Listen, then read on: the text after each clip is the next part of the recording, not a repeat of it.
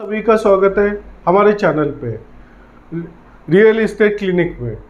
आज हम लोग बात करने वाले हैं जेवी प्रोजेक्ट के बारे में।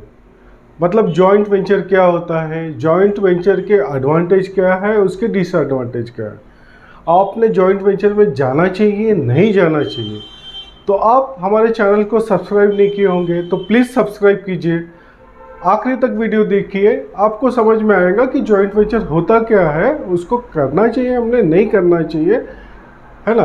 तो शुरू करते हैं हम लोग joint venture. What is joint venture? Joint venture means दो डिफरेंट पार्टी, दो या दो से ज़्यादा, two or more parties are come together to make a project या make a event or project successfully.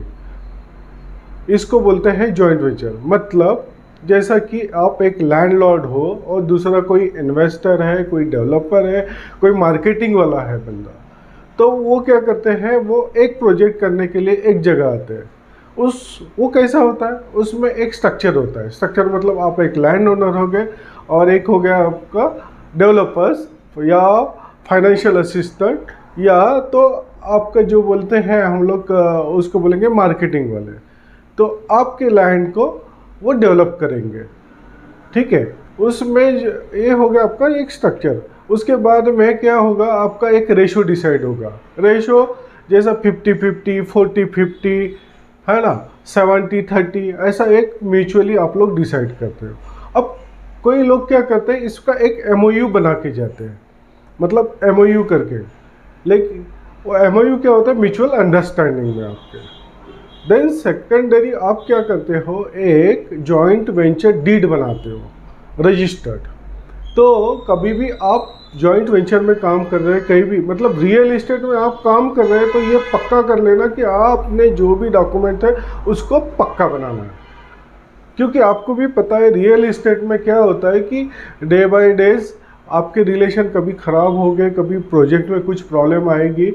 इसलिए आपका पेपर वर्क ऑलवेज मतलब परफेक्ट रहना चाहिए। तो उसके लिए आपको करना क्या है, एक अच्छे लॉयर को हायर करना है। अब हम लोग क्या होते हैं, करोड़ों के प्रोजेक्ट करते हैं, लेकिन 5-10 हज़ार रुपये फीस के चक्कर में कोई भी लॉयर उठा के उससे काम करते हैं। अगर वो लॉयर को डॉक्यूमेंटेशन का नॉलेज नहीं है तो आप फंस सकते हो। इसीलिए कोई भी लॉयर को, मतलब जो रिनाउंड लॉयर है, जो रियल एस्टेट में काम करते हैं, प्रॉपर्टी में काम करते हैं, उनसे आप डॉक्यूमेंट कीजिए, ठीक है। अब उसमें रेशो भी आप डिसाइड कर ले, आपका डॉक्यूमेंटेशन भी हो गया।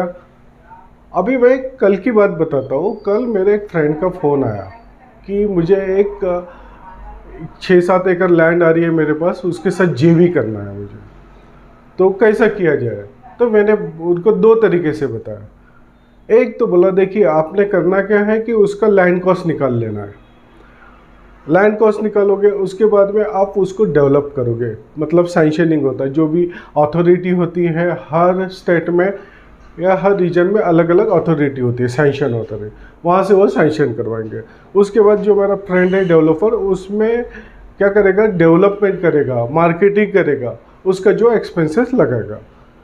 तो मैंने एक फॉर एग्जांपल उनको बताया कि आपकी लैंड अगर 5 करोड़ की हो रही है, ठीक है, उसमें लैंड ओनर का मतलब 5 करोड़ रुपए हो गया, और आपका जो भी आप 1-2 करोड़ रुपए लगाओगे, जिसमें सैंक्शनिंग हो गया, जिसमें मार्केटिंग हो गया, जिसमें इलेक्ट्रिफिकेशन है, रोड्स है, जो भी आप सब कराओगे, तो ऐसा पकड़ के आपका 2 करोड़ रुपए खर्चा हो गया। और टोटल आपकी सेलिंग आ गई, मान लीजिए कि एक 10 से 12 करोड़ रुपए सेलिंग आता है। तो 10 से 12 करोड़ रुपए सेलिंग आता है, तो उस पे से मैंने उनको बोला कि आप लैंड ओनर का निकाल लीजिए, फिर आपने लगाया हुआ निकाल लीजिए, और जो बचता है नेट प्रॉफिट, उसका रेशो डिसाइड कीजिए, 50-50, 40-60, जो भी आप लोगों का कंसेंट से हो जाएगा, ठीक है। और तो फिर उन्होंने बोला कि नहीं, और एक कोई दूसरा और मार्ग। मैं बोला दूसरा भी एक है ऐसा मार्ग कि जिसमें क्या होगा कि जो टोटल सेलिंग जाएगा, तो 60% लैंड ओनर को जाएगा, 40% आपको आएगा, क्योंकि लैंड ओनर का उसमें कॉस्ट भी होएगा। मतलब एक मान लीजिए कि वो 12 करोड़ में जाता है तो 60%, यानी 7 करोड़ के आसपास उनको लैंड ओनर को मिलेगा, बाकी का आपको मिलेगा, उसमें से आपके खर्चे वगैरह लगेंगे। तो इस तरीके से भी MOU होता है या डीड होती है और वर्क स्टार्ट होता है। ठीक है, तो JV में इस तरह आप काम कर सकते हो। अब इसमें कैसा है, JV व्हाट इज JV का एक्चुअल डेफिनेशन है कि विन विन कंडीशन, मतलब both party will be benefited. अब बोथ पार्टी बेनिफिटेड ये बात सही है। अभी जैसा एक लैंड ओनर है, उनको एक्सपीरियंस नहीं है लैंड को डेवलप कैसे किया जाए, उसको सैंक्शन कैसे किया जाए, और सेकेंडरी सबसे बड़ा क्वेश्चन आता है उनके पास पैसा नहीं होता है, तो इसीलिए वो JV में जाते हैं।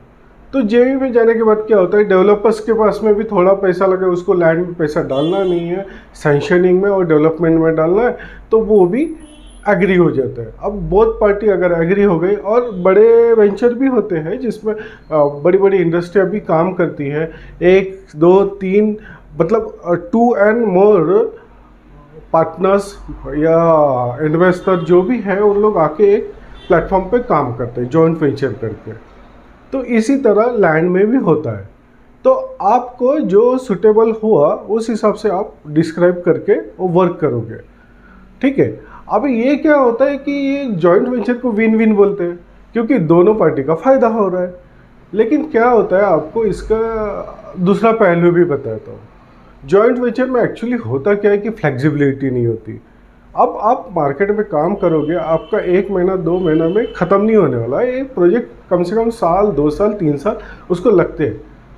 तो उसमें क्या होता है कि जो वक्त पे डिसीजन लेना पड़ता है, कुछ रूल्स चेंज हो जाते हैं कि गवर्नमेंट के नॉर्म्स चेंज हो जाते हैं, उस वजह से आपको दिक्कत भी आ सकती है कुछ।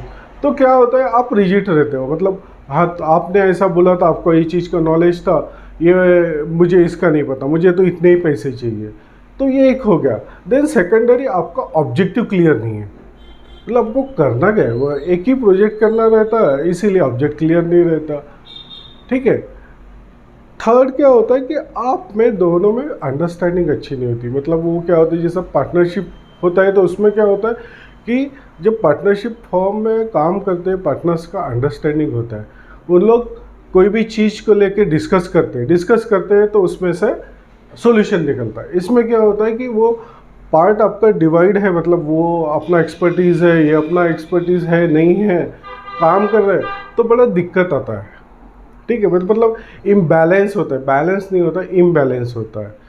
तो इस तरह, और देन एक सबसे बड़ा रहता है कल्चर व्हाट आप बोलेंगे कौन सा कल्चर मतलब क्या हो गया कि आप जो बिल्डर है, डेवलपर्स है, आपका कल्चर अलग हो गया, लैंड ओनर का कल्चर अलग हो गया।